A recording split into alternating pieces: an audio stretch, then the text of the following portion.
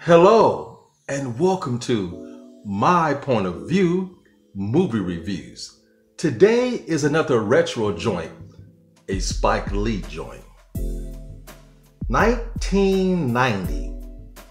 After the success of Do the Right Thing, the award ceremony, getting nominated at the Oscars, Spike Lee could have had anybody on earth to star in this film. Mo Better Blues was next in 1990. When I said Hollywood took notice of Spike Lee, Hollywood took notice of Spike Lee. Check out this cast. Denzel Washington as Bleek Gilliam. You had Wesley Snipes as Shadow. Spike Lee himself was in this movie as Giant. As little as Spike Lee was, yeah, his name was Giant. Funny. Samuel L. Jackson was in this movie. Mr. Esposito came back to be in this movie. John Turturro was in this movie. Who's that? Oh yeah, the dude from those Transformer movies. Spike Lee's sister was in this movie. She played Indigo. Cinda Williams was in this movie. She played Clark. Oh my God, that woman is so fine. She's so fine that she make you ugly when you look at her. You'd be like, God damn, that motherfucker is fine as hell. This movie was stacked. Robin Harris, the late great comedian Robin Harris, was in this movie. Okay? Man, this movie was stacked. The plot of this movie is a story of tragedy. Bleek Gilliam was a great horn player. He had a band, the Quartet. They was bad, man. They was bad. Oh man, him, Bill Nunn, Mr. Esposito, Wesley Snipes, they were all in this band together at nightclubs, and they were the shit to go see. A little bit of friction in the group because Wesley Snipes was in the background, but man, you know, you're only as good as the people you hire to be in your group, and Wesley Snipes was on that ass. He was good. Not as great as Bleek Gilliam, Denzel's character, but he was coming up a close second. Now, Denzel, Mr. Bleek Gilliam, was a player in this movie. He had two women, two relationships at the same time, juggling them back and forth, also doing his music. The women weren't stupid. They knew they was being played, but they was in love. Indigo, which was played by Spike Lee's sister, you know, she's been in all of Spike Lee's movies up until this point. She's Got a Habit, School Days, Do the Right Thing. I didn't realize how pretty she was until I seen her in this movie. She has gorgeous light brown eyes. Her facial structure is nice. She's a very attractive woman. She just looked like Spike. It's just kind of weird. But she went topless in this movie. I was surprised. Now, Cinda Williams was in this movie. She's a newcomer. Whew, Lord have mercy. Like I said, she's fine. She's fine. These were the two women he was juggling. And when you see two women too often at the same time, you tend to make mistakes in the middle of sex. Like getting their names mixed up. You over here knocking the boots of Clark and you call her Indigo. You're knocking the boots of Indigo and you slip and call her Clark. Dude, you're on a path. And my man Shadow was lurking in the shadows, no pun intended, wanted to get some of that ass too, because he had a crush on Clark. There was a beautiful relationship between Denzel and his father from a young age. They loved to play catch, they loved to play baseball. The mother at a young age taught that boy, no, you're gonna play the horn. You're gonna do this and you're gonna be great at it. So he took horn lessons at a young age. He hated it. He loved playing catch with his father, but he grew up to be one of the best players, like I said, in town. Even Bradford Marcellus had an appearance in this movie. Well, when you're the shit and you're the talk of the town, you tend to be egotistical. You tend not to listen to the people around you. You tend to treat the women you have bad, and things will come crashing down eventually. I don't care who you are. And just like in Purple Rain, remember, you had Wendy and Lisa trying to get Prince songs to use. Hey, we wrote this song, see if you like it. Prince was like, I'm not having it, talking like a damn puppet. Bleek Gilliam was the same way. You know, people in the band say, hey man, we got ideas. Like my man Shout, I got ideas. He goes, man, look, fuck that. This is my band. We're gonna do what I do. You say what we do. No, I say what we're gonna do. Period. Point blank. Once in a while, he would let him showcase during the show. And when Wesley got his chance to showcase, he kind of stole the limelight. So Bleek was a little nervous, And Giant, Spike Lee's character, went from being half pint to giant. That's funny. He was the manager of the group. He was also Bleek Gilliam's best friend. And he had a notorious gambling problem that everybody knew. He was so bad at gambling, he would place bets with the Italians in this movie. And if you don't pay up, they come and break limbs. And two of the people that he owed money to had henchmen. One was Samuel L. Jackson, the other was Charlie Murphy. They would break fingers, they would break arms, legs, whatever. And Spike, Mr. Giant himself, was a horrible manager, and he was a horrible gambler. Now, the only reason why he looked like a decent type of manager because Bleek Gilliam was so good, but everybody in the band wanted him, dude, we need to get a real manager. This dude is going to get us in trouble, and we should be getting more money at the door. We are the best. We are packing at that house. How much is he getting off the top? We deserve more money, but Bleek wasn't trying to hear it, man. He kept, you know, fixing everything, bailing his friend out of jail, out of trouble. Spike was notorious in this movie. He was the worst kind of friend, let alone manager in this movie. Well, things eventually are going to catch up with you. Your friends are going to get you in trouble.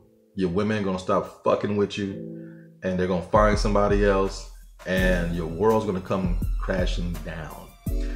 And his demise is all because of his best friend.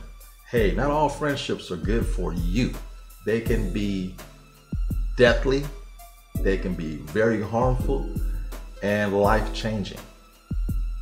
There was an incident that Giant was getting beat up in the alley, and Denzel Bleek Gilliam came to his aid to try to help him, and something horrible happened to Bleek, which affected his performance from here on out throughout his life.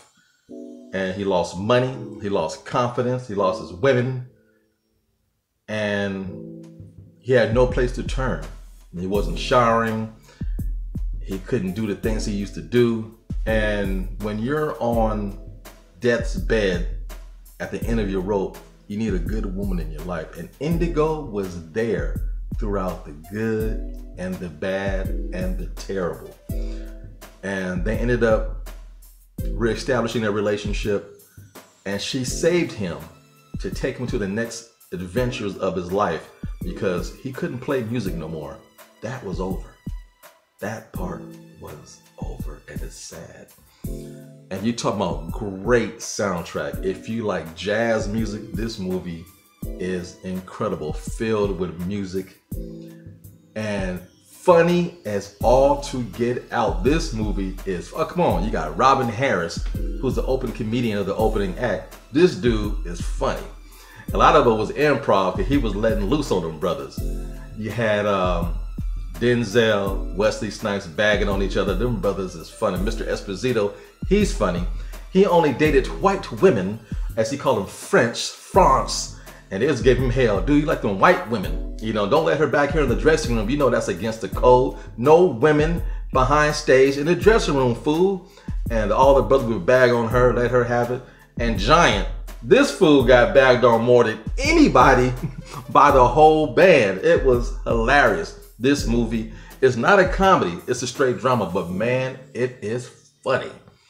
And the late great Charlie Murphy, he's hilarious. He's scary looking in this movie too. It looked like he could really fuck somebody up. Samuel L. Jackson, he is hilarious in this movie. John Turturro, his partner in this movie, the Italians who own the club, man, they were shady, but man, they was very entertaining. This movie is damn near perfect. You really see the dolly shot that Spike Lee's famous for. I mean, oh my God, this movie is remarkable. And this was the first time of 4 to come that Denzel Washington worked with Spike Lee. And this will be the first of 2 times to come for Wesley Snipes to work with Spike Lee. This movie is an absolute classic. And again, Spike Lee knows how to film sex scenes. And when you got Wesley Snipes in your movie acting like he's making love in his movie, it looked like he's really fucking. He was known in the 90s to look like he was fucking on the set of his movies. Wesley Snipes was putting it down. I'm like, damn, is this real? Cut, take. Are we making porn or are we making a movie? Some incredible sex scenes in this movie. Clark, oh, I keep mentioning her name. She is so sexy, and she's striving to be a singer, and that's what she wants to do. Bleek would never let her sing in the band, but Wesley said, look, when I get my own band, look here, baby, roll with me, and I will make you on the marquee, the main draw, and you can sing to your heart's content. He made promises that he could keep. Bleek was nervous about that, but Clark, them sex scenes with Denzel and with Wesley, Muhammad, damn, that girl is fine. And yeah, I lost my place there. But in the end, you need something in your second part of your life or career to make you maintain and get focused. And he vowed to be a great father, like his father was to him. And the movie ends on a beautiful note. And this is a great film. The more better makes it more better. This movie is great. I love this film. Have you seen it? If you haven't, it is a must watch. If you're just now getting into Spike Lee, yeah. This is the prime of Spike Lee. She's Gotta Have It, School Days, Do the Right Thing, Mo Better Blues, and Jungle Fever was his apex, in my opinion, of making movies. Those films are all great. Spike Lee did the damn thing, man. Check it out. Be sure to like, share, subscribe. Tell all your friends, and more importantly, yo, leave your comments down low. If I offend you, then you don't understand me. But if I can inspire you, you will learn to love me. I'm out. Peace. And yo, it's just my point of view.